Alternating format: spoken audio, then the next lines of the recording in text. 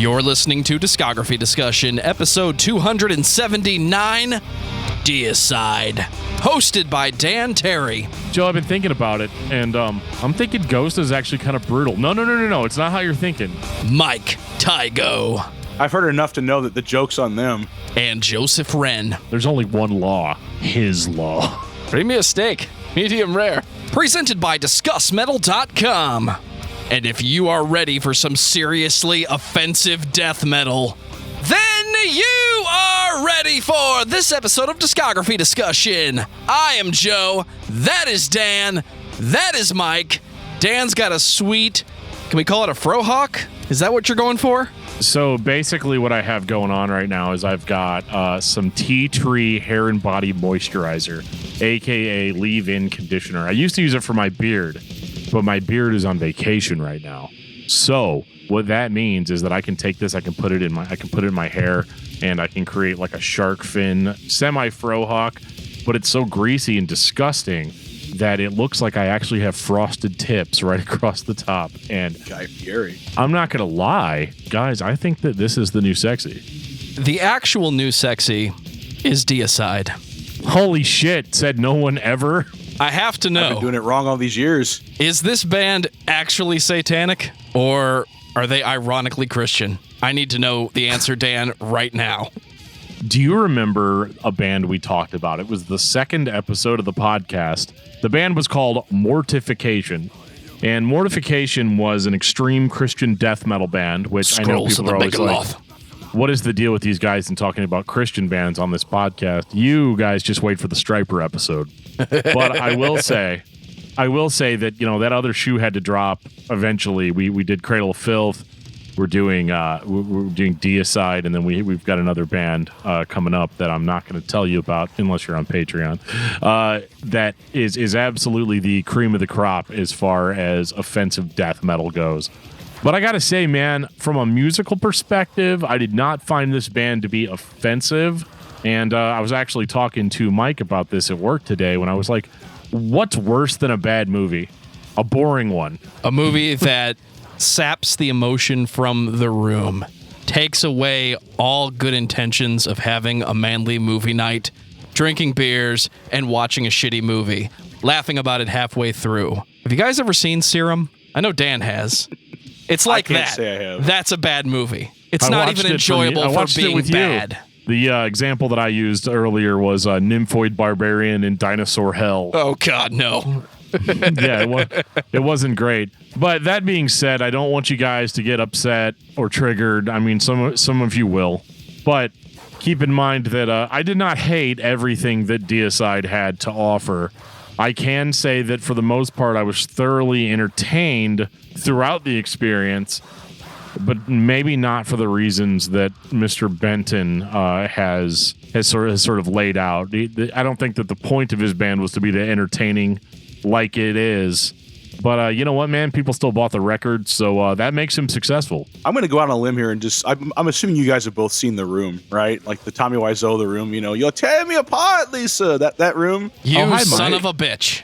So you know when you're watching that and like you're laughing at it because you're thinking like, oh, this is a wonderful like farce of a movie, but then you slowly have the horrible realization that like this man thought he was making a masterpiece. That's kind of what Deicide, like listening to them, is like. You know what I mean? It's that just dawning horror of like, wait a minute, like they're not joking, like they're really being serious. That's kind of like watching The Room, where you're like laugh at first, and you're like, oh yeah, this is, you know, because if it's like, you know, if it's satirical, it's like some next level Andy Kaufman shit. But then you slowly realize, oh my God, they're being serious. That's kind of, you know, what it is. Deicide is going to offend somebody. It is death metal. The vocals are incomprehensible sometimes. Other times, it's very clear what is being said.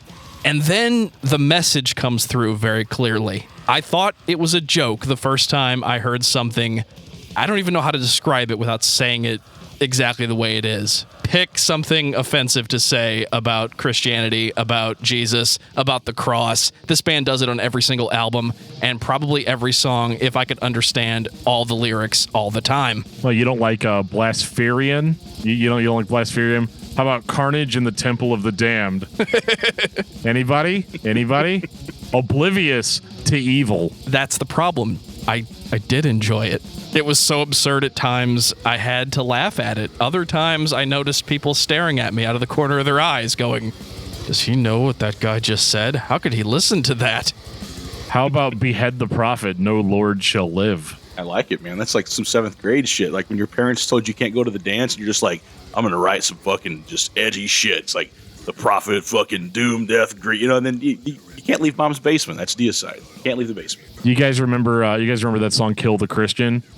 I think my favorite part of the song is whenever he's just like, kill the Christian. Like it was. That's the whole song, dude. It was really iconic. It's not the whole song. There's listed a verse, a chorus, and a verse. But there's a little bit of housekeeping we got to take care of, right, Joe? We got to talk about things. If you have things to talk about, now is in fact the time. I think we should start by introducing everyone to Mike. Mike, how's it going? Mike's been on more than one episode of Discuss Metal Live, and if my money is paid in full and the check is cashed, he'll be on all the Discuss Metal Live episodes going forward. How's it going, Mike? I'm fat and sassy, just hanging out here, just do my thing. I was planning on just chilling out tonight, going to bed early, working dad and all that shit. Then I realized I had an opportunity to come up here and, just talk about Deicide. And I was like, okay, yeah, we'll do that. That sounds pretty fun. So why the hell not, right? Just good times, just with some bros. I mean, Dan, you and I talked today about the very thing, the best Deicide songs were written by Behemoth. So, right. It's all relative, right? 100%. It's all cyclical, right? And no, we kind of hazed Mike on this one. So I know normally when we do this show, the idea is that everybody has listened to the entire discography of the band prior to doing the episode. And whereas that is true of me and Joe, we kind of hazed Mike and gave him 5 minutes notice, letting him know that we were recording. In his defense, he heard parts of this throughout the week while you were listening to it. Yeah, I've heard enough previously, so I'm definitely... It's like the... I draw parallels. So back in college, it was back when you could go to record stores and get CDs and stuff. It was like the best thing to do. So we'd take breaks during community college. We'd at this record store, right? This huge, just like giant, sweaty neckbeard of a man comes bursting in the door, running up to the counter, like just out of breath, and like stares at this like just terrified 16-year-old girl behind the counter. He's like, "Do you guys have the new Vader album?" Like that guy, he listens to Deicide. Fuck yeah, but Vader. When are we going to do a Vader episode? That's a good point. Put it on the list. It is on the list. It's been on the list. Put it on the list sooner. Oh, shit. I make the schedule, Vader. don't I? It's my bad, guys. It's really, really, really my bad. Well, before Dan pulls the rug out from under us, I'm going to take this time to say thank you to everyone for listening to the podcast. Thank you for listening and for subscribing. If you are not a subscriber, then you can find everything Discography Discussion at discussmetal.com. We are on Spotify, Apple and Google Podcasts, TuneIn Radio, Podchaser. So if you have an Amazon Echo or a Google Home, you have no excuse. Ask it to play the latest episode of the Discography Discussion podcast, and it will. We're also on Facebook and on Twitter at Discuss Metal. Be sure to like, favorite, and subscribe. It really helps us out. It lets us know you're listening. And now Dan's going to tell us all about 5-star reviews and the Discord server. Take it away, Dan. We do enjoy our 5-star reviews here on Discography Discussion. You guys know what a podcast review is. I don't have to explain it to you. But if you do leave us one that you can write, we will read it right here on the show, hell or high water. And speaking of hell or high water, sometimes, you might be worried that it's hard to get a hold of a podcast host. What if I said some truly blasphemous shit on an episode and you want to talk about it, or you want to join in on it? We do have a Discord server, discord.discussmetal.com.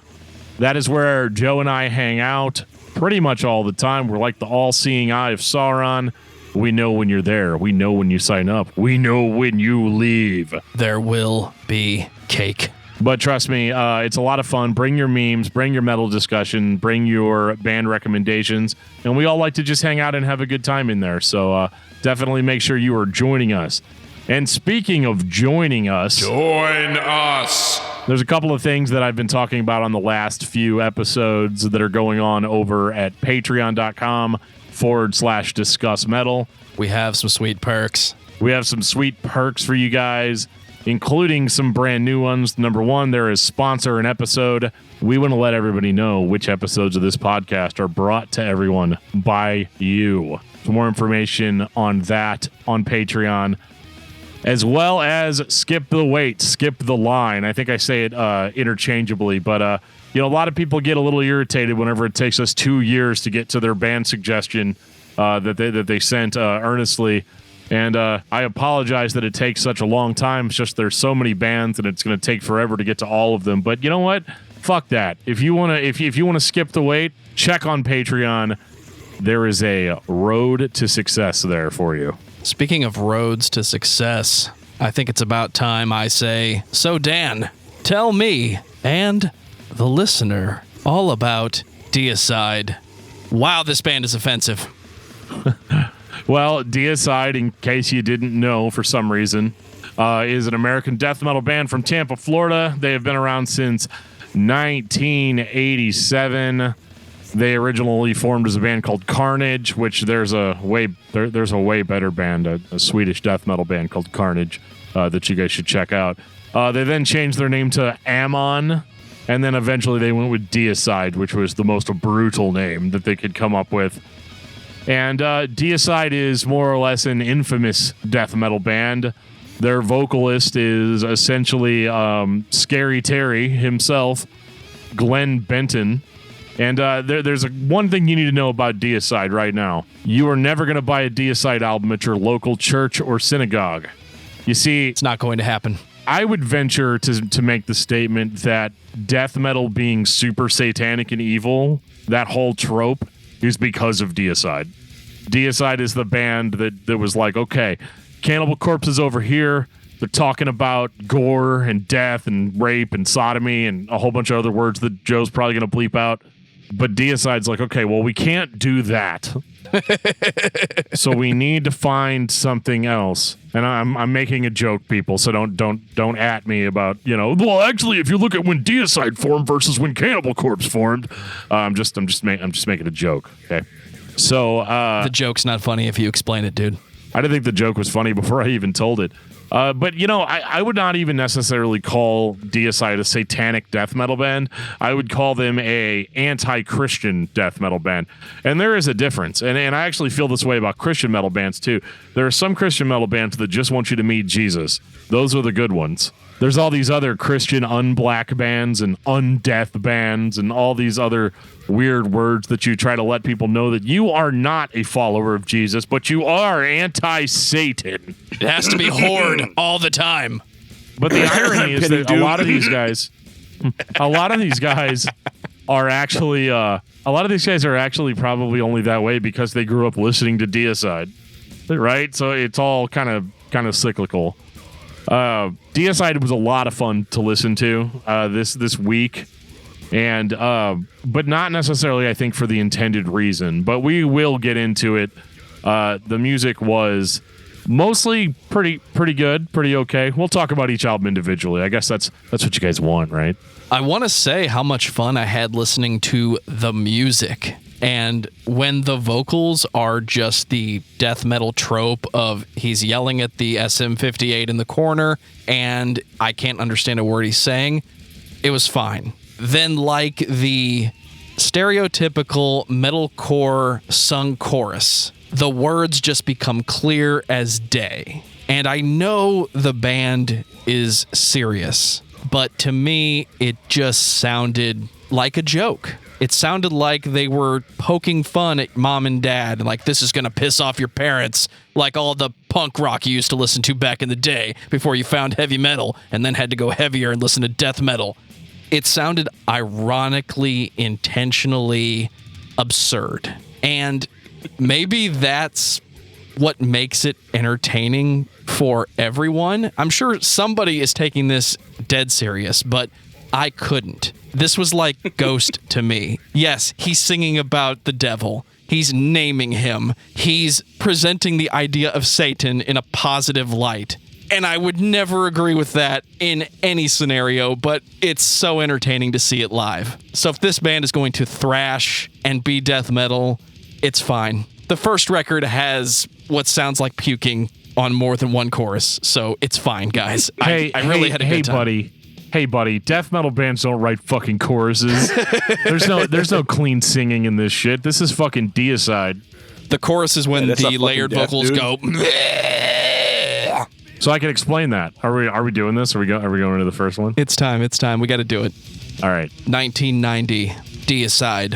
Deicide by Deicide. I think my favorite song on this record is, no, it's not the song Deicide. It's the song Dead by Dawn. That's everybody's favorite Deicide song. And Dead by Dawn's actually really interesting to me because it's actually about Evil Dead, which makes you think that this is going to be like a cool, not necessarily singular focused death metal band. But what you have with the debut album by Deicide is a band that wants to be the evilest thing you've ever heard. And that's not what's unique about it necessarily. What I think is interesting about it is how rough and raw the production quality is, considering the fact that this band, I mean, they recorded at Morrisound Studios, I'm assuming with Scott Burns, and it doesn't sound as clean as what you would normally get from that studio, from that engineer. But I think this really actually enhances the sound of the band in the sense that the riffs are really, really, really biting. They're very grainy. They're very edgy. Yeah, edgy riffs. I haven't even talked about the lyrics yet. But, what you have is basically straight ahead, essentially unmelodic death metal with sort of, okay, we're going to play this riff now, sort of songwriting. And so you don't have necessarily the sort of hokey verse, chorus, verse that you get with later Deicide. And I think that's what I like about it is it's a little bit less predictable other than the fact that it came out in 1990. So, I mean, I've heard it enough times now to where it is predictable, but only through exposure. If you heard this record for the very first time right now, it would be a little bit hard to follow. And honestly, I unironically like this album because it's a classic death metal album, and it will still piss your parents off this many years later. What is it, like 32 years later? This record will still piss off your parents. And I actually like Glenn Benton's sort of like shout yell. A lot of these guys in the early 90s and even in the late 80s in death metal we're still sort of making that transition from thrash vocals to the absolute like gutter puke vocals of like the modern day in brutal death metal. And at the time, this was about as brutal as you were going to get. And it was really envelope pushing. But the only issue that I really have with it is it says in the liner notes of the CD version of this album that no vocal effects were used on this album. Except for the mastering reverb. But that can't be true because there's tons of layered vocals of like Glenn Benton doing a voice or doing a sound with his mouth. And then they're like pitch shifting it down, or they're like slowing it down, or in certain cases speeding it up. Well, Dan, we took the analog tape and we played it faster, and then Glenn recorded, and then we played it back, and it was slower because we recorded it at a different speed. That's not an effect. That's an engineering trick. Yeah, it's not the same thing. See what I did there? Glenn Benton says it doesn't count if it's in post, guys. If it's in post, that doesn't count, right? I didn't do it. Yeah, the guy mastering it did. Yeah, that's on them. Well, the effect that it creates for me is my only real criticism of this album. Is I think it sounds goofy as hell. Like it sounds hokey, and it sounds very much like let's just put some like evil sounds sort of going back and forth over our other evil sounds, and it's going to be so evil, and everybody's going to be offended and upset. And they will be offended and upset because, again, this band pulls absolutely no punches, like right out of the gate. Lunatic of God's creation. The guy is just absolutely going for the throat. Servants of death, enchanter of pain, from the land of no return, you'll kill again, smear the blood on naked corpse, Manson. So, like, the interesting thing about Manson? this record is, I don't necessarily think that, right, you didn't know, hey, it was a surprise ending. You didn't know it was about Manson. Right? Marilyn or Charlie? Just asking. Probably Charlie. That's like ending a song like Bundy. You know what I mean? Like, just, okay. Well, that's the weird thing about this. So, like, this is probably some of the most variety in Deicide's lyrics right there on the first album. It's almost like they hadn't quite decided to land on the Satan thing yet. Like, Satan's in there because it's a 90s death metal album. Like, it has to be there, right? But you've got Lunatic of God's Creation, which we've just found out is Manson, right? And you've got Dead by Dawn, which is obviously about the Evil Dead movies. And then you have Carnage. Showbread. You have Carnage in the Temple of the Damned, which is about Jonestown, which is one of my favorite subjects. And so I kind of like this sort of more balanced version of the band. And it could be argued that they just hadn't really become Deicide yet, as we know them. But I would say they're about 70% there. But it is kind of cool seeing a little bit of this variety and them sort of playing with other ideas mixed with, much less conventional song structures. I think this is what I like the most about early 90s death metal, is that the bands were not afraid to sort of experiment with different themes and try to find a way to sort of unnerve people, but not necessarily shoving the same message down your throat over and over again. Do not worry, we will get there. Right. At its core, it's the follow-up to heavy metal and thrash from the 80s. You called it one of the defining death metal records, and I think that's for a reason. It sounds like a death metal record. It sounds like a cassette tape that I have cranked in my car and I'm going as fast as possible down the highway at 10:30 because we got to get to the bar and see our favorite local thrash band. It has that vibe. And I said it once, I'll repeat it. I had a really good time listening to it. Oh, God. Sorry, I'm not allowed to say that on this episode. Is it time for Legion, Dan? Oh, dude, Legion. Yes. 1992. So Legion is much more musically interesting than the first Deicide album. I think the first Deicide album is a classic. I think this one is too. We live in a complex world. I'm allowed to think that they're both classics. And this starts off with maybe some of the most furious drumming we've heard from Deicide. You can really feel the blast, and you can also sort of feel the you can feel sort of a jump in production quality. Now, this was also with more sound, but it just sounds better. I don't really, I don't know the technical terms like you guys do, because you guys both, record and produce music and stuff. And I'm just a guy that has a bunch of opinions about shit. And I can tell you that this sounded better to my ears, and I like the way the drums sound on this record. But what my favorite thing about this record is? Tell us, Dan. It starts off with a song called Satan Spawned the Cacodemon. So we're just going to dive right into Doom, are we? I was getting ready to say he's naming his songs after Doom maps. That's fantastic, dude. It's like John Romero helps Glenn Benton name his album. That's, oh man. Dude, I used to listen to this album while playing Doom. Oh my God. How does it stack up against I did it this week. How does it stand up against Mick Gordon?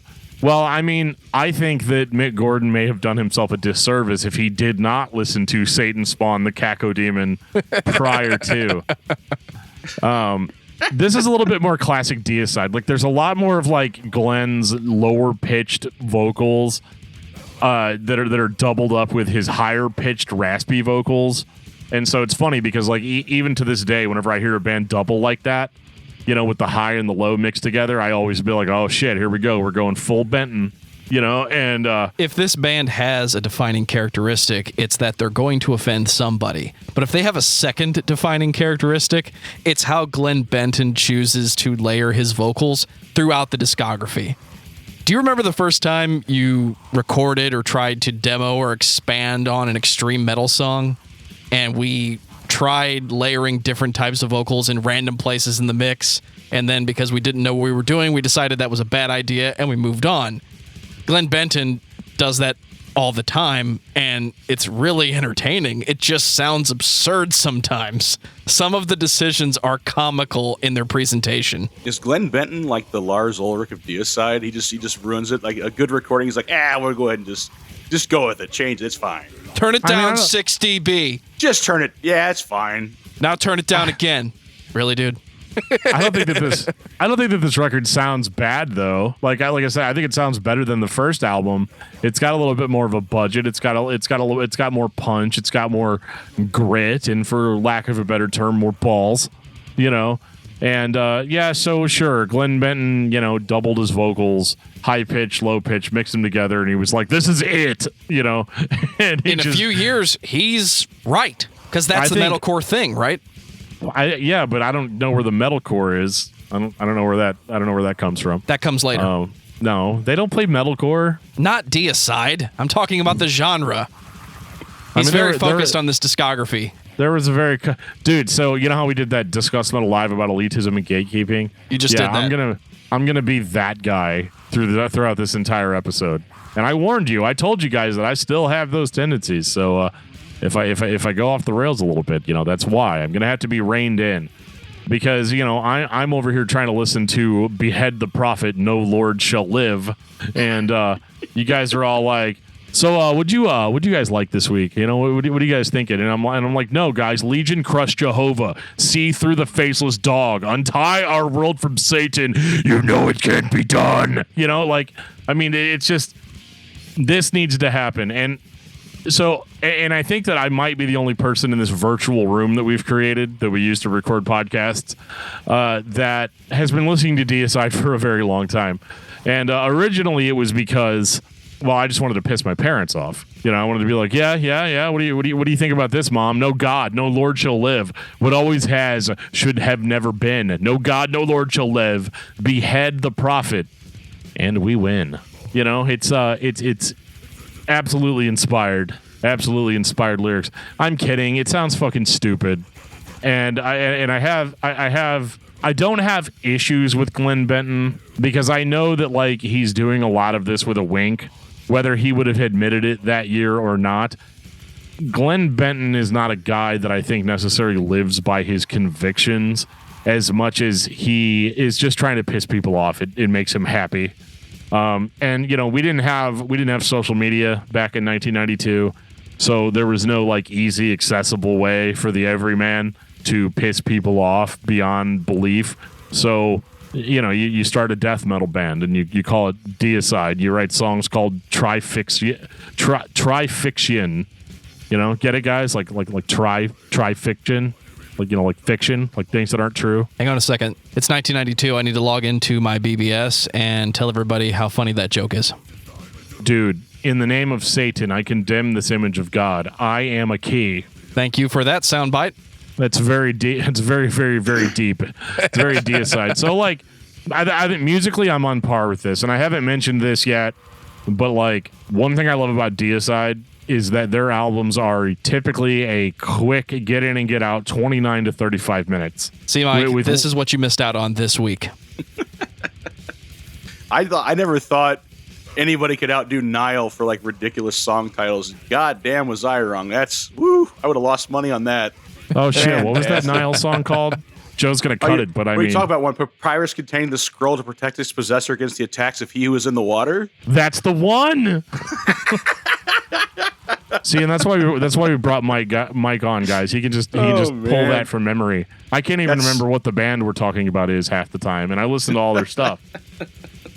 Man, that's how you guys know that I'm just some schlubby overweight middle-aged guy because I got that Nile knowledge though. I can't fucking tie my shoes half the time, but I can tell you all about Nile. Oh boy! Welcome to discography discussion. Woo, yeah, here we go. A warm welcome. Anybody that hasn't gotten that vibe from this podcast isn't listening. But I can say that I think Deicide is still good here. I think they're still cool. I think they're still leaning into their image. And I'm using the word cool with big quotation marks, right? Because at the end of the day, this is still a band where the singer has an upside down crucifix burned into his forehead, right? So you take that with the entire salt shaker of salt.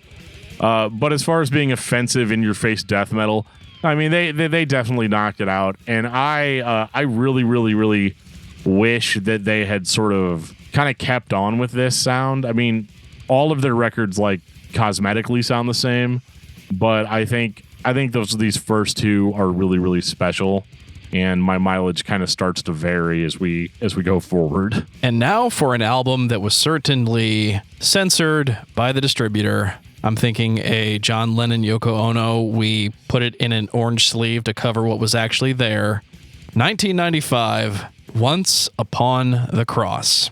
All right, so yeah, I'm not going to read lyrics for every single album, okay? But the opening lyrics to "When Satan Rules His World" literally opens with "Open the door, Jehovah, you whore."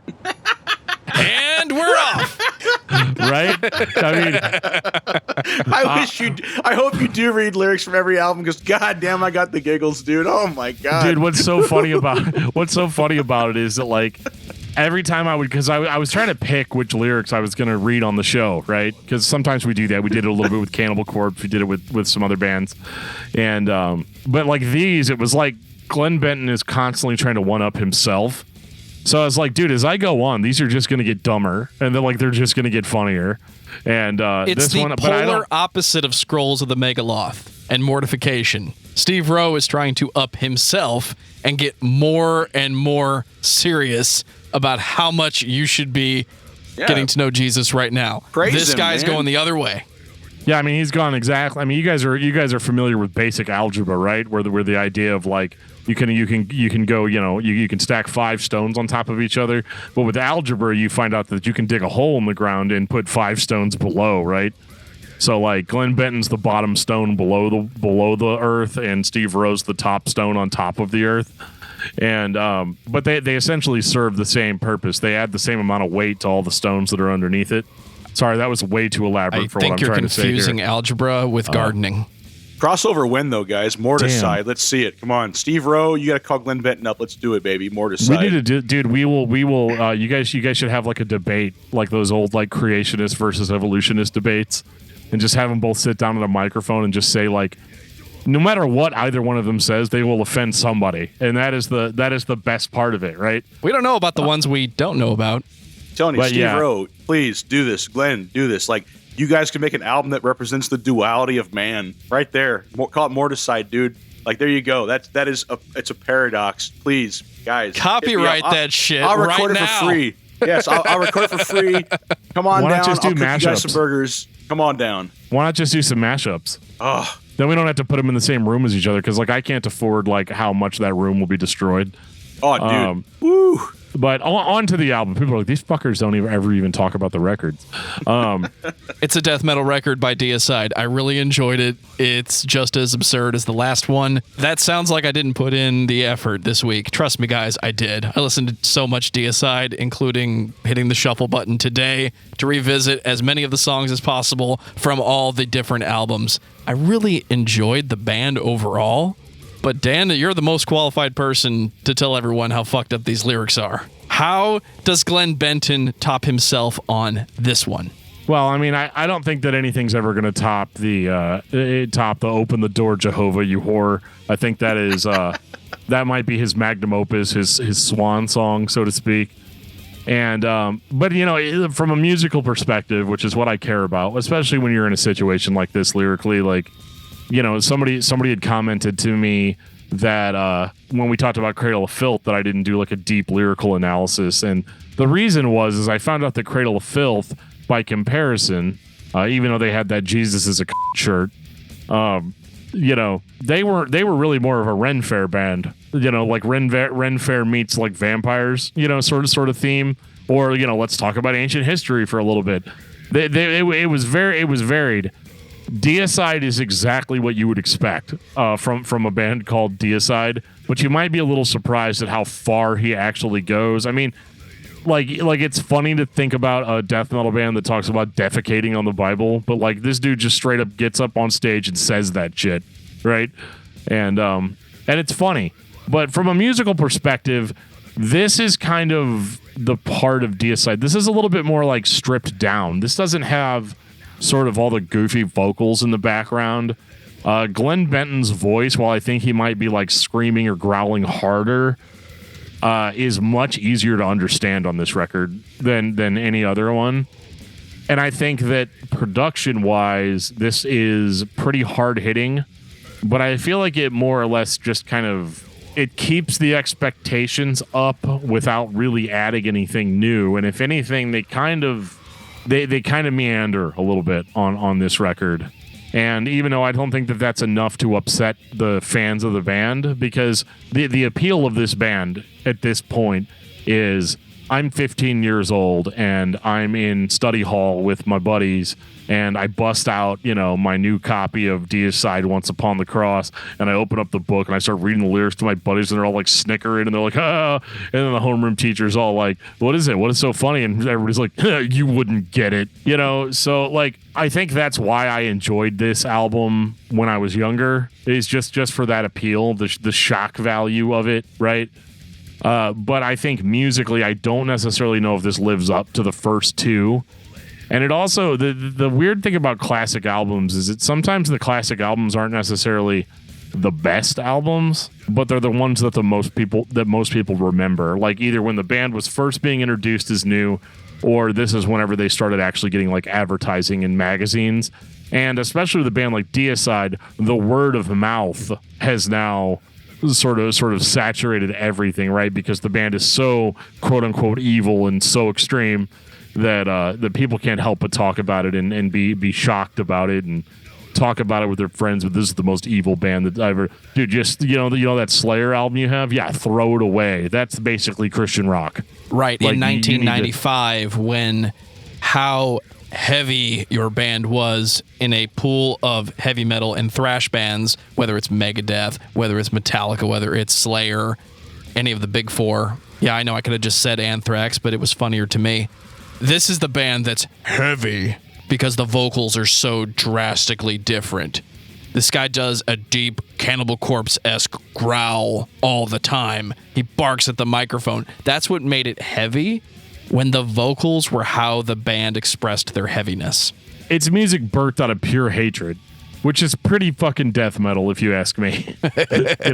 It's so like, I still like this one, but I don't think that it's necessarily like the best Deicide album. Like, I definitely wouldn't start with this one if I were you. And I'll get to which one you should start with here in a little bit. But yeah, we got to move on because we're going to say a lot of the same things about a lot of these records. So, let's get this train moving. 1997, Serpents of the Light. Rapture from the Lord your God so great, bastards of Christ, die. Wait, is that two songs or one song? That's one song. The song's called Bastard of Christ, and I just read the last two words from the opening verse. I can read the chorus if you guys want, but I think Joe's going to have to bleep most of it. So, I thought death metal bands didn't have choruses, Dan. Well, I mean, this one's pretty good though. He fucked himself to save you, put to death. Oh my God! He can't even say it. For it's this, so his word, berate truth, agonize, prophesize, revive the book of fiction, blasphemy, gluttony, to deceive you and me in battle disposition, hang the bitch on the cross. I mean, come on, man. Like, at this point, like, there's no way anybody's gonna just hear your album and be offended by it. Like no good Christian is gonna be like I would say Deicide, Serpents of the Light. I'm gonna go ahead and this is probably like really good, right? Like at this point, like who are you offending? Like you're just doing it because it's absurd.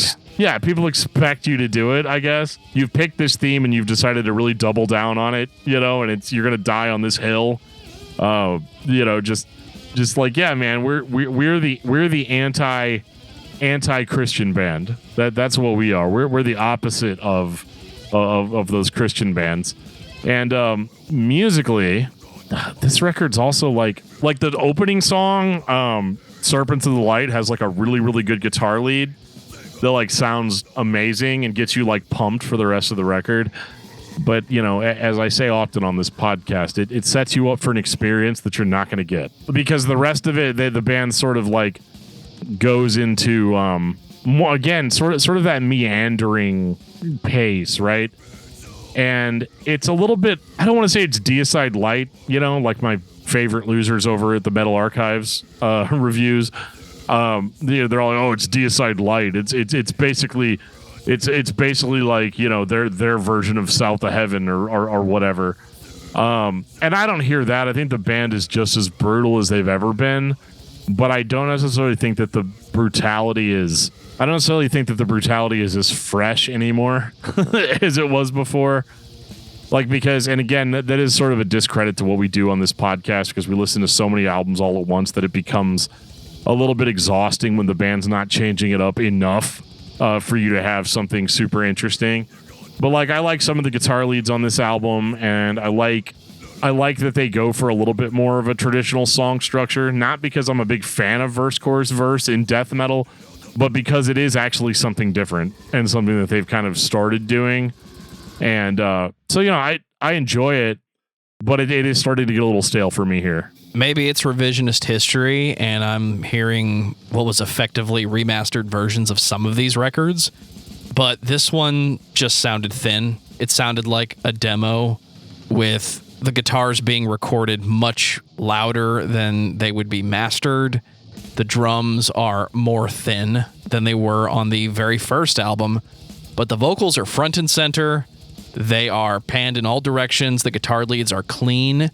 So this is just another producer's idea of what a death metal album should sound like. And in 1997, was there really a bar? It's fine, though. I mean, not for death metal. I mean, by 1997, death metal was kind of like, yeah, there was a thing that still existed, and there were other death metal bands, but like this particular style of old school death metal is starting to be sort of circumvented by like slam bands and brutal death metal bands and death metal had sort of moved on from this. I had sort of a similar complaint with the Obituary episode where I felt like that band was just sort of a capsule. And I mean, they have an album called Frozen in Time, so like there you go. But I don't know. I think in the case of Deicide, I think that they were capable of being more brutal than that, and they could have adjusted with the times. But I also want to be clear that my expectation isn't that every band should adjust with the times, because if not, then Deicide would have had a new metal stage, and they would have had a metalcore stage, right? And then they would have just followed like all of the trends. But I think with bands like this, what I'm really looking for is a little bit more variety, and I'm not getting that from Deicide right now. And because I'm a consumer, I'm gonna feel compelled to complain about it, about a thing that I didn't make myself, and that somebody else put time and effort into.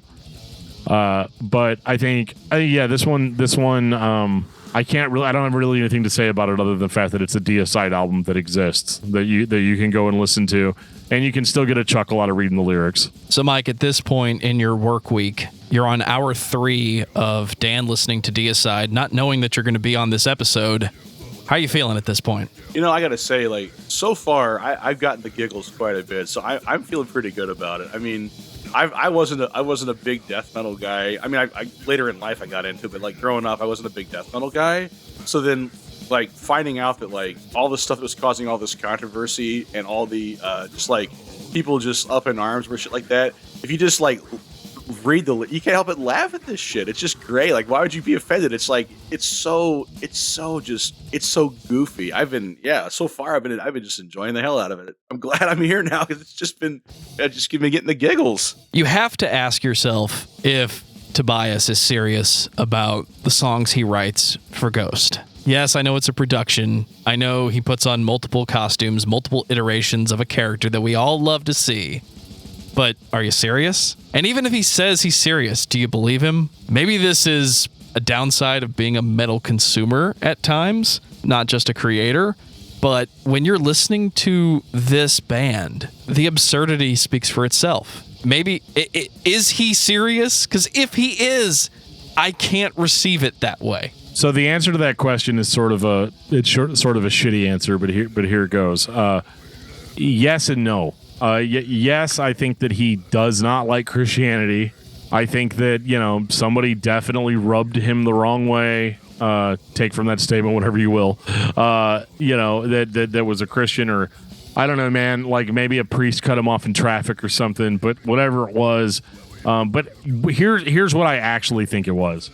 Kind of what I said at the beginning of the episode. We got to find something that's going to be our thing. We have to find, and whereas a band like Ghost is very theatrical, and sort of like the joke with Ghost is that like, oh, it's this beautiful like music, and it's like sort of low key, and it's heavy metal in places, but it's got like all these like Blue Oyster Cult, type influences and stuff. But then the joke is that all the lyrics are about Satan, right? Like that's sort of Ghost thing. Deicide doesn't have that type of theatrics, other than dude burning an upside down crucifix, on his forehead. and he just gets up there and he says a whole bunch of offensive stuff. People buy tickets. They all show up. They love it. They buy the record whenever it comes out to read whatever crazy thing that he's going to say. And so I think at this point in their career, I think it's a little bit more insincere now than it was on the first Deicide album, right? Or even like Legion. But I think at this point, like now it's your job. Like his job is to wake up in the morning and, make sure his inverted crucifix looks good and, go out there on stage and be Glenn Benton and be Deicide. So I think that is sort of where I'm at as far as like how I feel as far as like the energy level and the songwriting and stuff, because there's a huge difference between doing something because you love doing it and it just being your job. And sometimes you might like your job, like sometimes it's fun, right? But it's still your job, and it gets to a point where you're like, yeah, this is really cool. I mean, I'd rather be at home doing something else, but this is how I make my money. But I think that sort of shines through on some of these sort of middle era Deicide albums where it's like, yep, it's my job. So, yep, okay, wrote some really, really, really fucked up lyrics. Okay, check. Okay, wrote some really angry, some really angry death metal riffs. Okay, check. Okay, all right, we're gonna blast on the drums. The drummer is really doing the most work here. I think out of everything, and I think the guitars are having a good time because every now and again you do get a little bit of really good lead guitar work. But the biggest question I always had about Deicide is like, why not more lead guitar work? Like, why does it have to just all be chunk all the time? Why not? And I'm not even necessarily saying, hey, you guys should be melodic, because that's like, that's the moment where you turn off the podcast. You're like, well, these guys don't like death metal, but like, I think a little bit of variety is really all I'm asking for. And I feel like the band is getting to the point where they're starting to phone in a little bit of a few of their ideas. And it's just a little bit here and there here because it's still basically good if you're looking for a good, brutal time on a record. But the production has changed since the early 90s. By 1997, other music trends have come in. And this does start sounding a little bit stale at this point. So, what's Deicide going to do? How are they going to get out of this one? 2000, Incinerate Him. This is the most ghost album title in the discography. You guys get it right. You get it right. You guys get it right. It's a hymn about incineration. It's about the Doomslayer going into hell. No, actually going into hell, and the cyber demons actually trying to incinerate him. You get it right. Okay, so Joe doesn't get it. Yeah, it's about. I mean, it's Deicide. It's about burning Jesus, right? That's what it's about. Yeah, I mean, they open it up. They open it up with Bible Basher, where dude says Bible Basher. Let's count 1, 2, 3, 4, 5, 6, 7 times in a row. Dude, really, Glenn? Really, you said it 7 times in a row? You didn't say it 6 times in a row? Like, I mean, are we keeping this theme or not? There's 3 6s as the album cover that are intertwined. Like, you couldn't have said it 6 times. But yeah, on the 8th line, he says, "Who is your God? Ram your religion so far up your ass till it becomes just a thing of the past," right? And so, yeah, he's still got the fire, right? This album also has the song "The Gift That Keeps on Giving," and that is 100%. That is 100% Deicide's lyrics. Like, I have to admit that, like, if you're a hardcore fan of this band, which I am a fan of this band, I wouldn't call myself a hardcore fan, but you're getting what you want out of every release from this band, even though it's their job or whatever, and it's not as inspired as it once was. You're still in on the joke and having fun. I find it hilarious too that this record has a parental advisory on it. Like even in the modern release on like streaming services, there's still that parental advisory. It's like, oh, a parental advisory on a Deicide album. You guys think? Like, yeah, probably. But I'm gonna have water's to be just wet. Yeah, water's wet. The sky's blue. The floor is indeed made of floor. Yeah, don't download clickbait or don't click on clicky banners on Russian porn sites. You know what I mean? Just things that people need to know. So with Incinerate Him, though, like everything that I sort of complained about or started complaining about on the last record is outrageously present here. This is, number one, this record sounds really bad, like sonically. Joe complained about, a couple records back, things starting to sound thin. This just sounds very, very lo-fi. And if this was a black metal band, I would say like, oh, it was an intentional choice or whatever. But like, I don't know, man. Like, it's slower, it's plottier. I mean, they do blast a little bit here. Plottier is a word, by the way. I just that I now own the copyright on. But it's just boring. This is just uninspired. There's a difference between phoning it in and just writing just shitty riffs, and that is just what this record is. It's shitty riffs, and it's got Glenn Benton's arguably shitty lyrics all over it. And I think Glenn actually sounds pretty much okay on this one, but like, I don't know, man. These songs just don't go anywhere. And it's ironic because I was complaining about there not being a lot of lead work, but on the previous record, but like, there's more here, but I don't want it. Like I just don't care about it. And this is one of the hardest eras to get through with Deicide, because like, I knew I loved the first two records, and then I get to this one and I'm like, oh my God, how many more of these are left? I hit the discography discussion slog of whenever you're like 6 or 7 albums in, and you're like, oh fuck, how many more of these are there? And then you got to stop for the day and go do something else for a while. But this is actually, I stopped about midway through this record in my first listen through, and I was like, man, maybe when I come back it'll feel fresher. I came back the next day, and somehow it felt more dank than it did whenever I initially gave up listening to it. And other than some cool growls and songs like Bible Basher, Forever I Hate You is not about Jesus. It's actually about his ex-wife. And I think that's probably my favorite song on the record because it sounds the most sincere, out of just about everything that they've done up to this point. So I got to give it to him that the dude actually wrote a song from his heart, and it worked, right? So maybe a little bit more of that. I'm just kidding. He's not going to do more of that. The guitars are early 2000s heavy. They're layered up. It's obvious. The drums, though, get moved to the back of the mix, which I know what they were thinking when they did that. They were thinking death metal from the early 90s and how the drums were not as thick and just kind of clanged in the background. But there's a difference between volume and your presence within the EQ of the song. And in the year 2000, we had not just mainstream bands, but heavy bands that sounded so much better than this band. To my ears, it sounds like the producer knew how to do that with the guitars, and that's it. I don't hate the album, but it's starting to sound samey. There are more leads, like you said, but it's Deicide. If you don't get the joke by now, you probably don't want to listen to Deicide anymore. I mean, I didn't, but that's the personal hell that I've put myself through with doing this show. Is you gotta keep going. The only way through hell is to keep going, right? You asked for it. 2001, In Torment in Hell. Oh my God, this one's even worse. I love that album title. I'm sorry, that's great. Yeah, I mean, yeah. In It's Torment, like that scene from Little Nicky. You were the guy pretending to be the horny bird. Well, now you get to see what a real one is. In hell. Now hold on, guys, for a second. I gotta go shove a pineapple up Hitler's ass. But like, yeah, I mean, you've got my favorite track title on this record is "Christ Don't Care."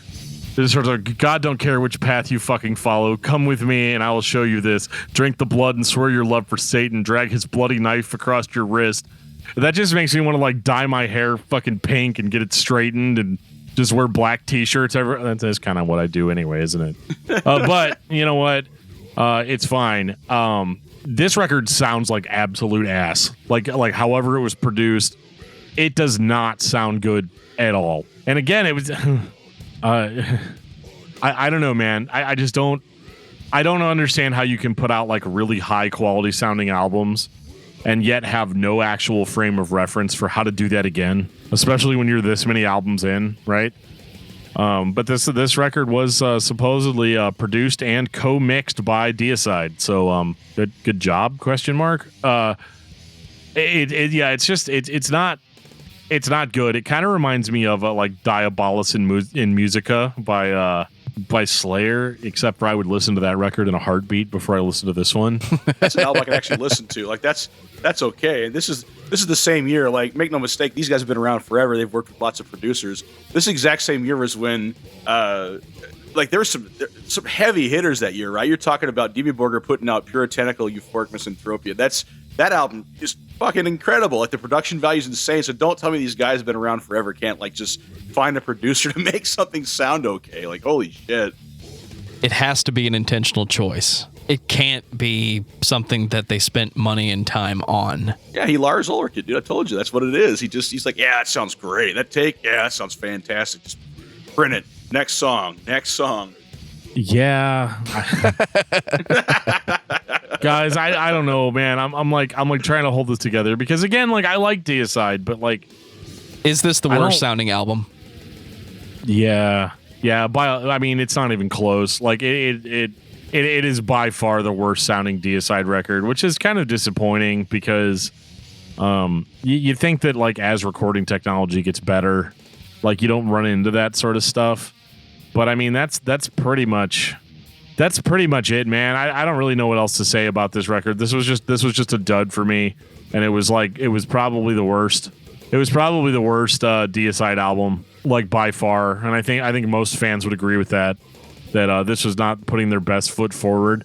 Now, I have heard rumors that they were trying to get out of their deal with I think it was Roadrunner at the time, because, like, they felt like they were getting fucked by their record label because, you know, guys, Roadrunner has Slipknot now. We don't really need you know, we don't need Deicide to shock people anymore. We've got guys that are younger, that are more offensive, and they're, you know, at the time, Roadrunner is still focusing on nu metal, and they're sort of slowly starting to introduce metalcore.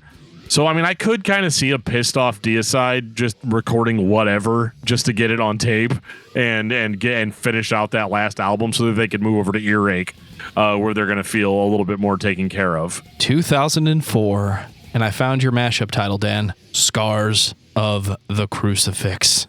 Oh, man. Scars of the Crucifix. So this is actually the last Deicide album that has the original lineup of the band. So we've been actually, like, dealing with the same band up to this point, which is actually kind of notable in the sense that this really doesn't happen that often.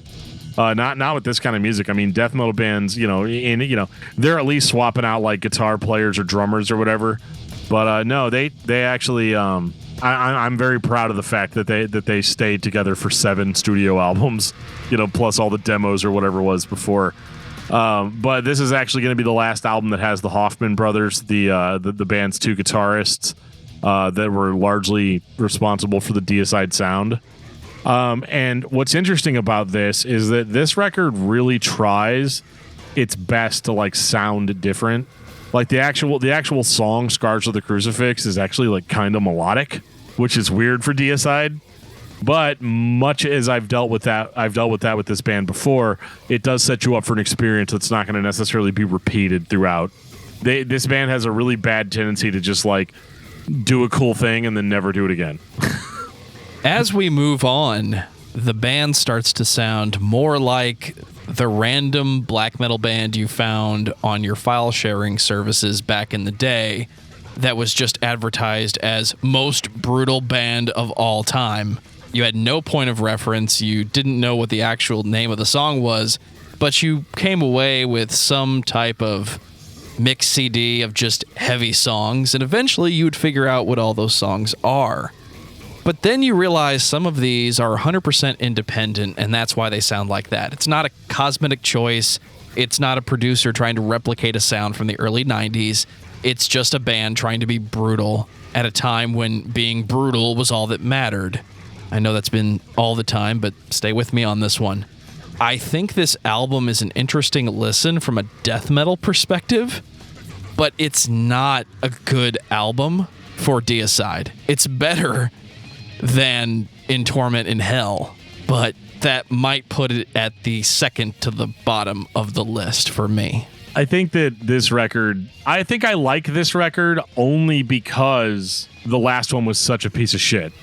It's the Saint Anger effect. It's better by comparison. It's better by comparison, and unfortunately that doesn't actually equal good. You know, that is not even remotely the same thing, right? Deicide's very own Overton window there, right? It's not as bad as the last one was.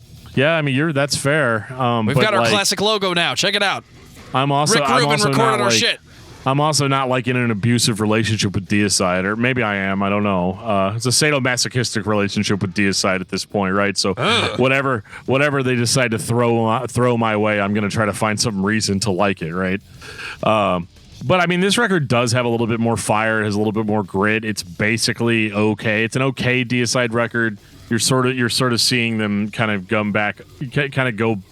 a little bit back. I don't want to say back to their classic sound, because their classic sound was so much better than this. But they're starting to try to be more like the old school Deicide, at least in theme. They've got a song on here called "Fuck Your God," which I'm actually surprised that we're this many albums in before there's a song called that. But yeah, this song, "Fuck Your God," where the Christians are, I will not go. Well, hey, since you mentioned that, can I give you guys I'm reading about this right now. Can I give you guys a little bit of trivia, like tidbit here about that song in particular? Oh, let's hear it. The song "Fuck Your God" was used heavily as a torture method for detainees in Iraq by being piped into their bunks to induce sleep deprivation. What if it had the opposite effect, though? What if they loved it? Maybe they did. They're like, fuck yeah! Like, what have we wrought on this world, right? They're just like, fuck yeah! They're all Deicide fans. There you go. Yeah, and they're like, where the Christians are, I will not go. I agree, man. Hey, hell yeah! I mean, yeah, that's interesting that they would use that. I would have thought for sure that they would have just played like Breaking Benjamin songs on loop. That'd be really hard. Photographed by Nickelback just over and over, dude. Yeah.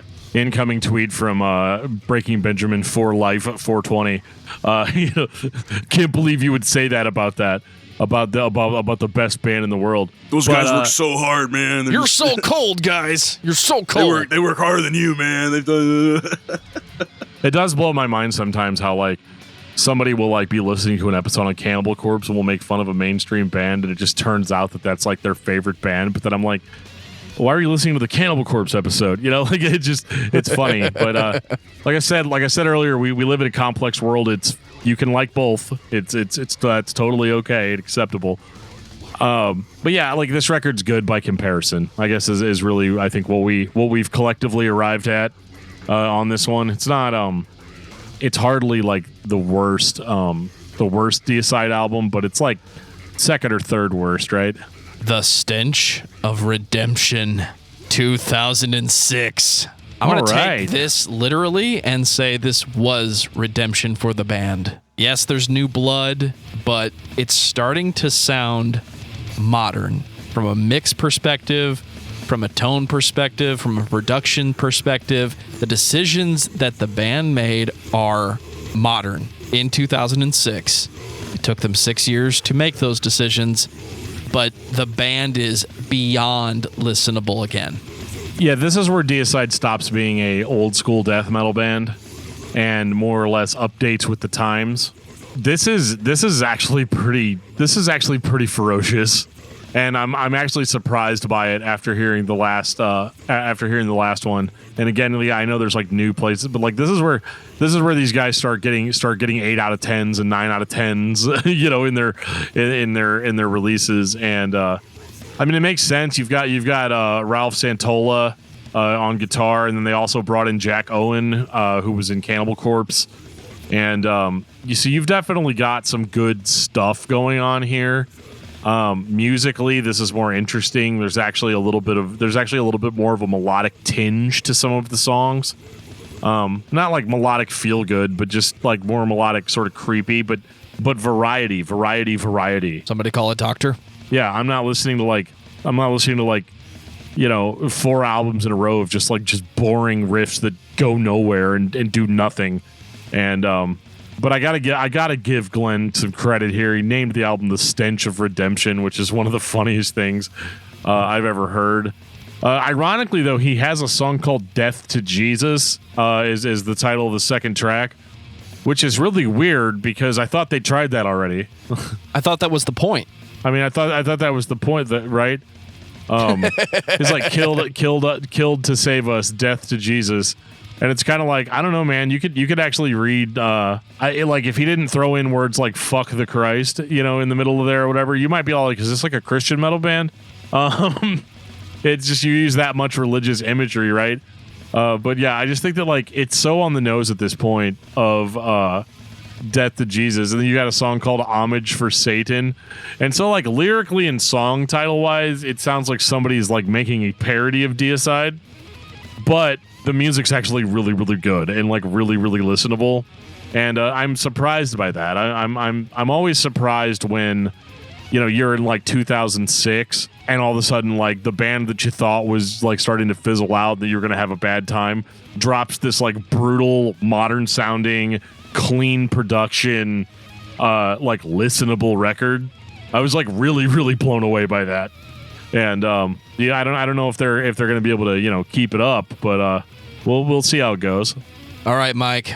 So we're on hour 5 now. How do you feel when listening to Deicide? You know, and again, I don't have the death metal chops that Dan has or other guys like that. I mean, I can definitely appreciate it, but Fucking I mean, right, you don't. Okay.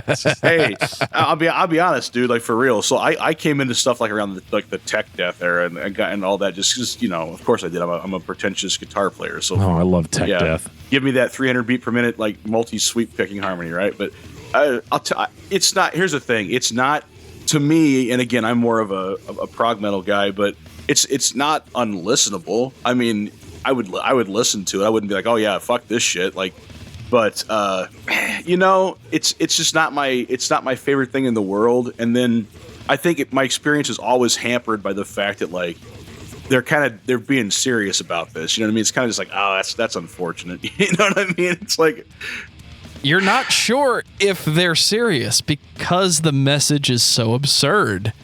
The music is catching up with the absurdity, and now it's just a heavy band who has some very offensive lyrics who continues to bark at the microphone. How could you not enjoy this?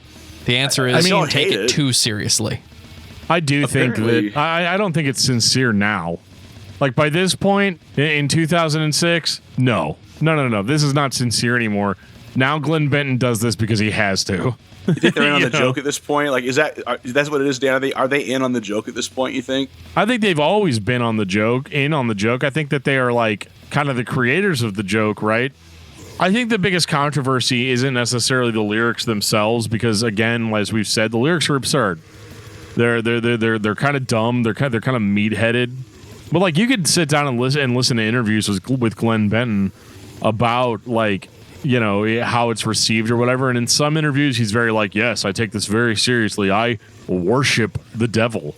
And I, you know, da-da-da-da. But then in other interviews, you get a couple of beers in him and he's just like, dude, you know what, man? It's just like, it's all about just pissing off your parents, right? Like, let's just be super, you know, so like, you never know going into the interview which Glenn Benton you're going to get, you know? But I feel like the more modern Glenn Benton is like, yeah, we do that because that's what Deicide does. That's what Deicide is, right? We set, because like, as much as I'm complaining about it, it sounds like I'm shitting on the band. I'm really not, because like, how disappointing would it be if the next Deicide album was just about Glenn's feelings about things? You know what I mean? Like, I mean, how do you transition out of like, Bible basher, right? How do you come out of that to be all like, there's terrible wars going on in the Middle East, and they're really bum me out, man. And I just don't know if there's ever gonna be peace. But like, peace is actually like really cool, you know, if you like really think about it. You know, like his writing style, I don't think that Glenn Benton could pull off a serious changeover at any point. Like just based on how he reads. And maybe I'm discrediting the guy. He's probably like, well, what Dan Terry on Discography Discussion doesn't know is that I'm actually about to complete a novel that's going to bring peace to the world, right? But if that novel exists, I feel like it'll be all like, it'll be called like, ew, who invited Jesus? You know, like, and so the absurd message is something that like, I don't really focus on anymore, and I'm basically only here for the riffs. Like, it might as well be an instrumental band, but like Glenn's voice is one of the instruments. But again, they are on an upward swing here, and so I'm very excited to see what else this band has in store. 2008, till death do us part. So this record I bought this record in 2008, right before I moved out of my parents' house, and even at that age, like obviously my parents like weren't like monitoring my music, but like you have a classic painting of a woman that is a nude woman making I would say she's kissing death, but it sounds more like death is just like really into her, but she doesn't seem very into him, right? And so it's really kind of an awkward painting, and I think that's actually what I love the most about it. But it's actually from a painting called Woman and Death by Hans Baldung. I probably said that wrong, but I think he's dead, so again, don't at me. But yeah, this is actually this one is not as interesting musically to me as the last one, but is still very much on par. I think that if you start thinking about Deicide as like if you start thinking about the new lineup, with Jack and Ralph on guitar, this is almost kind of like their sophomore slump, but I still actually really like it because it does sort of maintain that, like, here is a nicely produced, listenable Deicide album. You can read the lyrics or you don't have to read the lyrics. It's totally up to you at this point, but I do feel like his lyrics are a little bit more complex on this one, but that might just be in my imagination because I'm always looking for progression. So, and I think sometimes by this point in the discography, I'm finding it, whether it's there or not. Are they trying to be atmospheric on this album? Yeah, a little bit. Yeah. It doesn't have the sophomore slump as much as they're playing with the tempo. And I think death metal fans generally want the band to play fast, unless you're going to change to the progressive side of the genre and actually develop the song into something interesting musically. Most death metal fans, old school death metal fans, are just there for the heavy. They want to spin their hair and destroy the pit. And if you can growl or scream about some very offensive topics, you're a shoo-in for headliner of the show. My point is, this record starts off with the intensity, but the guitars take their time, and we don't get the vocals right off the bat. If it wasn't a classic death metal band, I would say this band has some Between the Buried and Me influences, when progressive metal was starting to change the expectation of what was heavy and interesting. I wouldn't say that it would be as complex as something like Between the Buried and Me, but I do think that by this point, the expectation for what a metal band was, and I think this is more or less what you were saying, Joe, is that the expectation for what a death metal band is capable of has changed, and the expectation is a little bit more grandiose, because I think technicality is implied when talking about death metal or talking about extreme metal. And Deicide wasn't a band that was ever really known for their complexity. I mean, I think some of the songs on Legion were a little bit more complex, at least more complex in comparison to the first album. But yeah, so I mean, I hear a little bit more fire and a little bit more vigor and a little bit more just like overall attention to detail in the songwriting. But I wouldn't necessarily say that the band is going out on a limb to be like more progressive. I think they just are like, we're a classic band now, and people think of us as a classic act, and so we need to be able to up the ante to show people that we're still the masters, and all these new bands can learn from us. I mean, it's objectively not true, but I could see, sort of them putting their best foot forward to sort of try to still stay a classic band that is beloved by all. And I know not everybody's into Deicide, but they are one of the more popular death metal bands out there. And I think most of that is for the controversy, but I think they would like to believe that it's more because of their complexity and their songwriting. But we all know that's not really the case, and is not really required, but it is nice. It is nice to hear Deicide putting a little bit more thought into their riff ideas and their solos and their tempos and things like that. I'll take that any day. A band that's trying is always much more enjoyable to me than a band that's just putting out a record because it's that time again. Shall we move on to the most offensive title in the discography? I mean, I guess. 2011, To Hell with God. All right, so Michael Sweet probably would have something to say about this. Because, I mean, really, guys? I mean, Stryper beat you guys to this by, like, a lot of decades with To Hell with the Devil. I mean, come on, man. Like, you literally did the thing that people always accuse Christian bands of doing. You took the title of a Christian metal album and you just took out the word God, or you just took out the word devil and put God in its place. I mean, like, really, dude? And odds are, you know, I'm going to go out on a limb here and say that this is a total coincidence and that Glenn Benton is probably not a huge Stryper fan. But how amazing would it be if he was a closet Stryper fan? Right? Like this whole time it comes out that, like, yeah, man, I always thought that title was so cool, To Hell with the Devil. So I was just like, well, now that I'm in now that Deicide's been around for a long time as an established thing, we're going to do To Hell with God. It's like our response. Our decades-old snail mail response. I mean, thankfully the music's okay on this one. I say okay because at this point the band has now put out, you know, three albums with the same lineup, and they are sort of starting to repeat themselves a little bit. Like you start realizing that, like, this iteration of Deicide essentially, you know, yeah, it reinvigorated the band a few albums ago, but now we're getting to the point where they're just starting to do it because it's their job again, and it's not bad. I think overall these albums are more listenable. To Hell with God is a much more listenable album, but they are starting to sort of approach that, like, traditional song structure, that verse, chorus, verse, and the actual chorus for To Hell with God. And I don't think I've ever said this before, but it's like, it's really kind of catchy, but like in a bad way, like catchy in like an annoying way. I mean, I'm just saying, man, it really doesn't hold a candle to Hell with the Devil, you know? We'll get more into that on the Stryper episode. Oh, please. The modern iteration of this band, this is the best album, in my opinion. It has enough of a classic vibe, with the drums being very clicky and very intentional, almost triggered, almost fake. Maybe they are, maybe they aren't. I had too much fun listening to the band to care.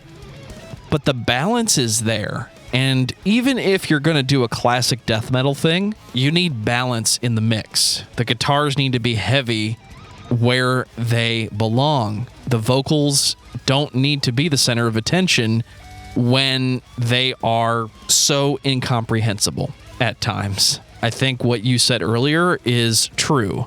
The band just became a rhythmic instrumental band, and his voice is one of the instruments.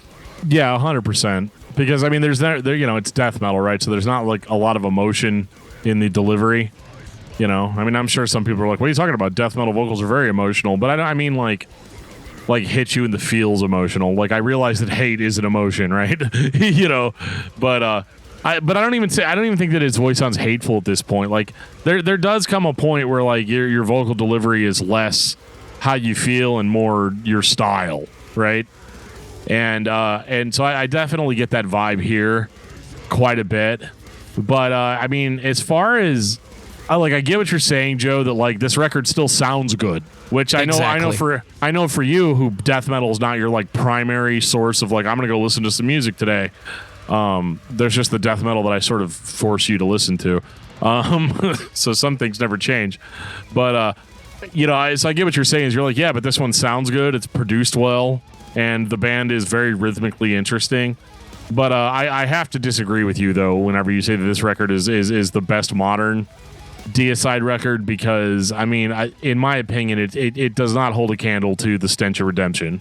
And I think, it's possible that we're doing another comparison thing where that record just sounds so fresh in comparison to Scars of the Crucifix. But, man, I'll tell you, like, To Hell with God is fine. It just has a stupid title, and it bothers me, like, quite a bit. Like, I'm gonna be that petty about it.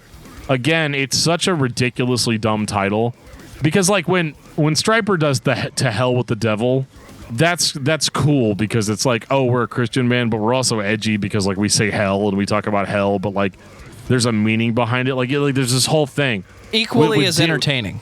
With Deicide, you call your record To Hell with God. It's just so absolutely stock, stupid Deicide that it doesn't have the cleverness or the nuance that Stryper has with To Hell with the Devil. But all right, I'll stop talking about Stryper. We'll save that.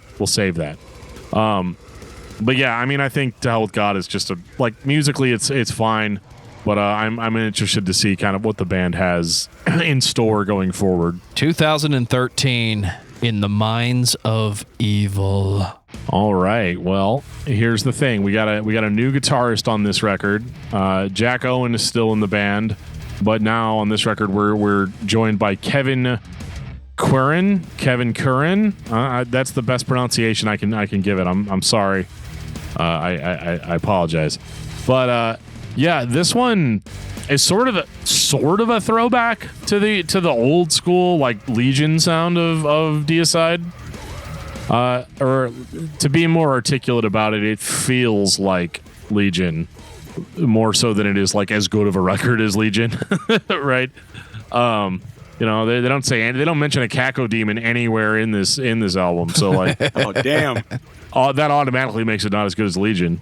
But yeah, I mean, I think I know what Joe's gonna say. What are you talking about, man? This thing sounds awesome, sonically, and it does. It absolutely is up to the same production quality that you would expect from Deicide in this sort of current but still sort of changing iteration of this band. We are finally past the point where Deicide albums sound stale and bad. They sound fast, intense, immediate. They can sound a little bit monotonous at times, but sonically it sounds really good, and it's kind of cool hearing this really crisp production with them doing sort of the old school death metal thing again. So yeah, I didn't really have a problem with this record. I have to admit, as a podcast host, I was definitely still starting to hit that exhaustion point. This is the part of the day where I took my headphones off and I walked over to Mike's area of work, and I was like, "Yeah, I'm sorry, I just had to take a break." I just can't. I can't keep going with this. I listen to so much death metal. It weighed heavy on me, man. I can't do it anymore. I got to listen to something else. Yeah, dude. I gotta. So I listened to some rap music for a little while and sort of cleared my head. But I did eventually return to it. Driving home from work, and I liked it. This was my second time through at this point, and. No, I think this record's good. I have reached a point where I don't think it's different enough from the previous records to really say a lot about it, but I do think that they're still sort of continuing. It's still their job. They made a record. They made some money, and then they're just going to kind of slink back into their den of evil and compose the next evil satanic masterpiece. Sonically, it absolutely sounds like the last album. I dare say this is the same recording session. Even though they have a different guitarist, they clearly have a modern formula now.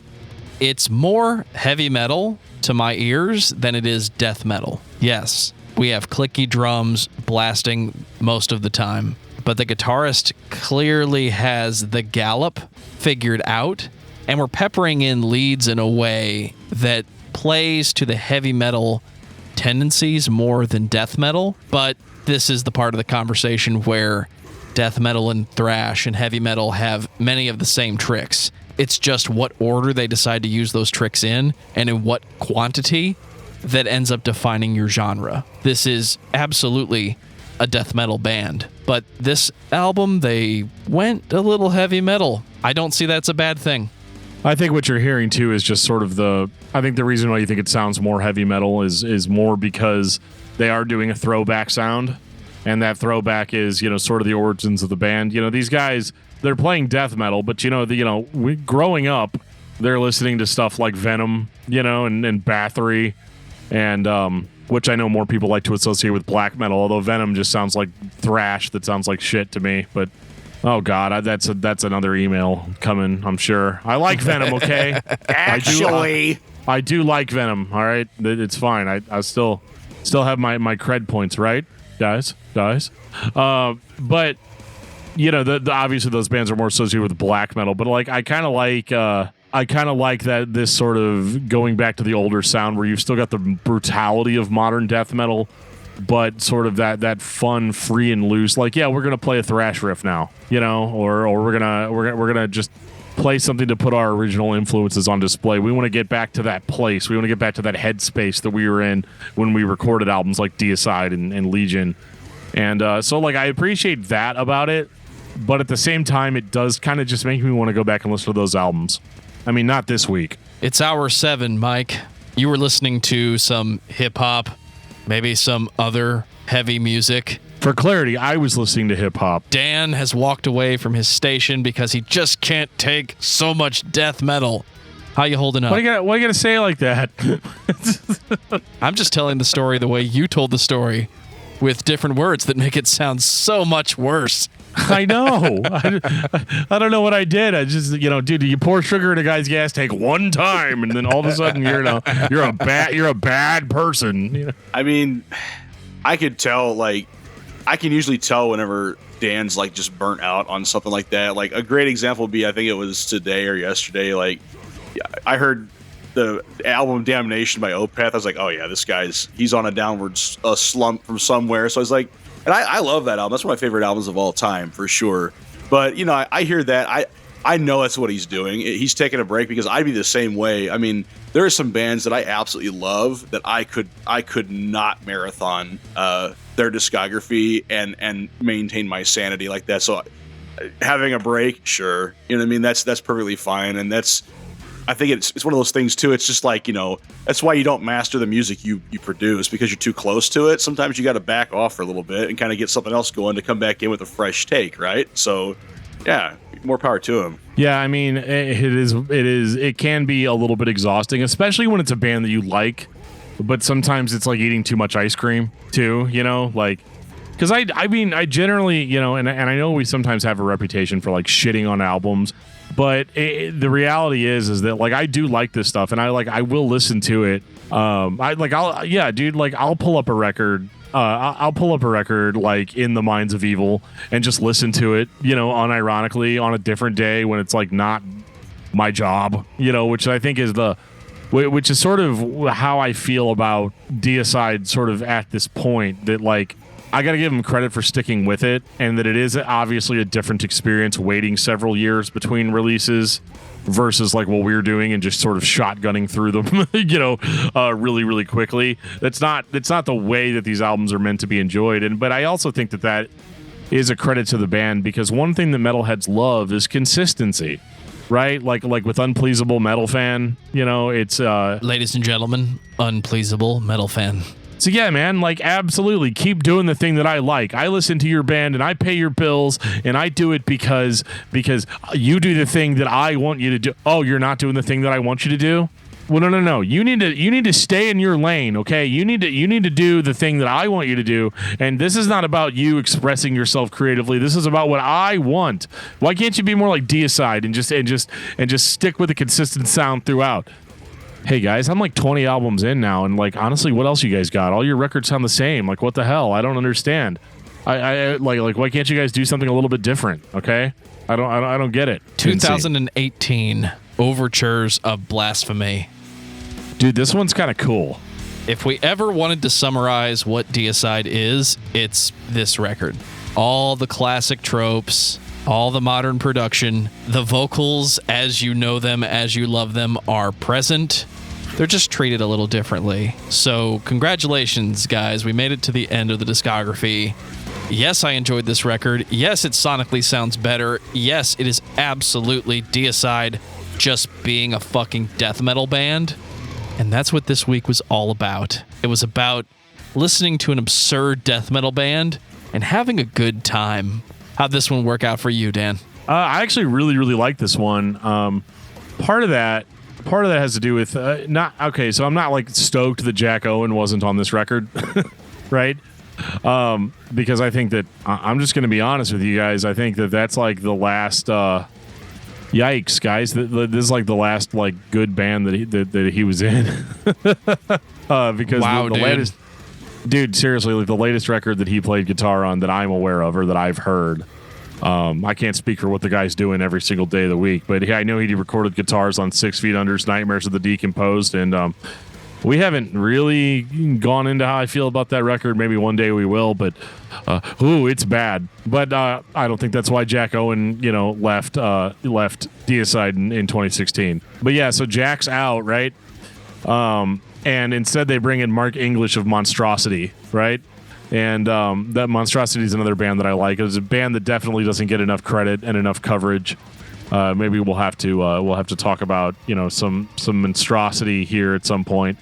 But I think this record fucking slaps. Like, I'm not gonna lie, like it's fast paced. It is in your face. It is angry, and there's a lot of like really good lead guitar work on this record, and the band's like adding a little bit of like a slightly melodic approach. I say slightly because it's still Deicide, right? There's a certain level of brutality that you have to maintain throughout, but honestly, this is one of the most listenable Deicide records that I've ever heard. It's just complex enough to keep my attention. It's heavy enough to make me feel like I'm invincible when I'm listening to it. And as long as I don't pay attention to the lyrics, I'm pretty much good to go. We did it, guys. We got through Deicide. I know I enjoyed it this week. Mike, I promise this ends your hazing. Next time we'll give you the entire week to prepare for the episode, but I know you spent some time with this band in pieces, and you've heard the band before. So based on all the insanity of the week and the random injections of Deicide into your brain, I get to ask you for the first, and definitely not the last time, final thoughts on Deicide. Mike. It's tough, man. So again, I'm not so much the classic death metal guy.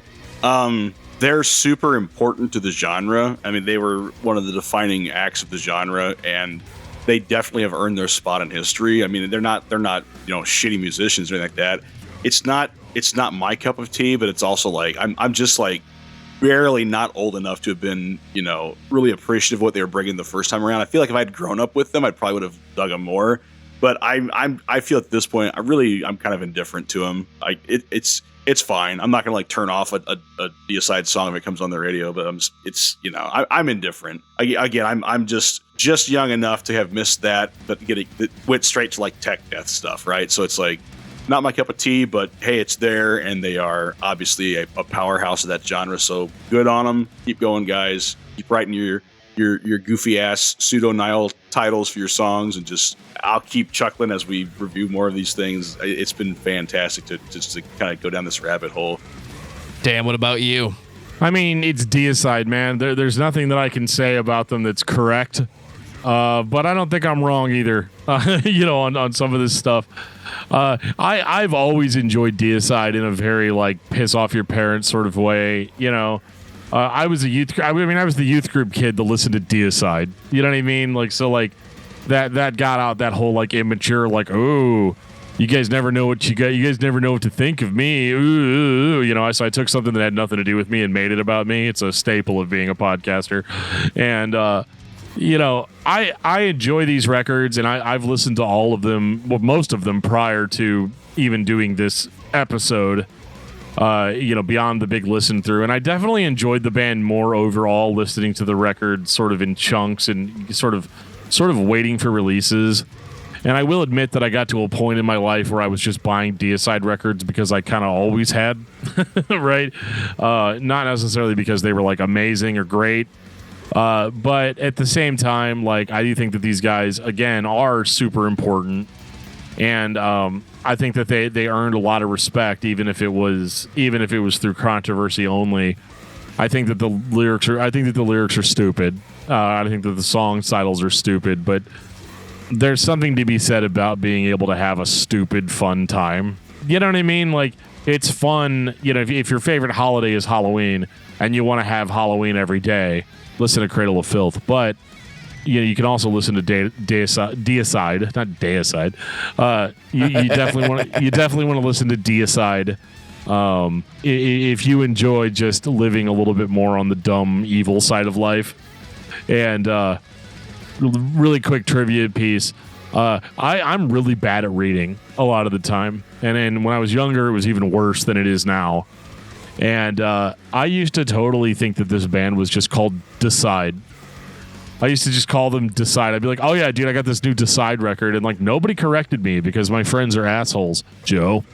And, you know, they never corrected me or said anything. They just let me say it wrong pretty much my entire life until one day I was like, oh yeah, Deicide. That makes way more sense. Like I get it. So, you know, for all you guys that are like, yeah, he doesn't know what he's talking about, just keep in mind that I'm a guy that called this band Deicide for the better part of 12 years. Well, here's my decision about this band. I really enjoyed listening to Deicide. You're going to have a good time if you like listening to death metal and you have enough sense of humor to put the message aside. I'm not convinced that this band is serious, but they are going to offend somebody. If that's you, you're not going to listen to Deicide, and that's okay. There's plenty of heavy bands out there. There's plenty of death metal bands to listen to and enjoy. But if you want a stupid good time that has no business being as entertaining as it is, I want you to listen to Deicide because you're going to enjoy the experience. You're going to enjoy how consistent and heavy it is. And maybe in 2022, this is the death metal band it's acceptable to open your favorite streaming service and hit shuffle. Listen to Deicide. Dan, what's your album of the week? This one was hard to pick, but I'm going to have to go with Piece of Time by Atheist. Atheist is one of my favorite bands, so I think you guys should go listen to that record. Like right now. Don't listen to these guys' album of the week. Just mine. Just go listen to it. Mike, what about you? I don't know, man. I've been going pretty hard on a lot of stuff lately, and you guys know I'm going to be with my prog bullshit. So I got really into this band from Italy called DGM, and so they put an album out called The Passage, and I've been going hard on that. That has got some sick riffs, just every 80s metal cliche you can possibly think of, and it's modern. It's not even the 80s. It just kicks ass. It's good songwriting, and it's just a fun time. So definitely my album of the week. I went back to Wolfgang Van Halen and the greatest album of last year, Mammoth WVH. The greatest album of last year was The Crimson Corridor by Zao. It's okay to be wrong sometimes. I know. I'm sure you know all about it. Yeah, last year, not this year. Sorry, man. I'm out of vitriol. We talked about Deicide for 2 hours. What do you want? I've talked about Wolfgang. John Drake has talked about Wolfgang. It's a really good record. Everybody needs to listen to it. It's still a good time. And I can't believe we got through Deicide.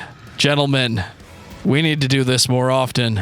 And I need everyone to subscribe to YouTube and catch Discuss Metal Live every single month, where you're going to see these three faces and Rance, who is strangely absent from this episode about Deicide. And we talk about all the heavy metal subjects, whether they are elitism in metal, our favorite, elitism in metal, the 90s reaction to the Satanic Panic, and how it felt to be a metal fan at a time when everyone was afraid of heavy metal again. Who knows what it's going to be this month, but I'm anxious to see. You want to take us out, DFT? Absolutely. Thank you guys again for listening to this episode of Discography Discussion. If you want to hear more episodes or this is your first episode, make sure to go to discussmetal.com or to subscribe on your favorite podcasting app. If you want to hang out with us, go to discord.discussmetal.com where we're hanging out all the time. If you want to hang out with us even more, you can go to patreon.com/discussmetal where we have a monthly hangout with all of our Patreon subscribers right after Discuss Metal Live. So, if we talk about something really controversial and you want to get in on that, jump into the Patreon and you can come in and you can tell us yourself to our faces. But thank you guys so much. We will see you again next week. And on that note, this has been episode 279 of Discography Discussion. Thank you for listening. You can like us on Facebook and follow us on Twitter at Discuss Metal. Subscribe to our podcast everywhere you listen to podcasts, including Spotify, Apple Podcasts, and Podchaser. Visit discussmetal.com for all things discography discussion. And please send questions and comments to danandjoeshow@gmail.com. if you're not a patron, you can become one at patreon.com/discussmetal. We have some sweet perks. It's like a sock filled with quarters. $1 a month gets you into that exclusive album review feed. The only chance is not to waste your life. Have hope and have no fear. The truth walks by your side.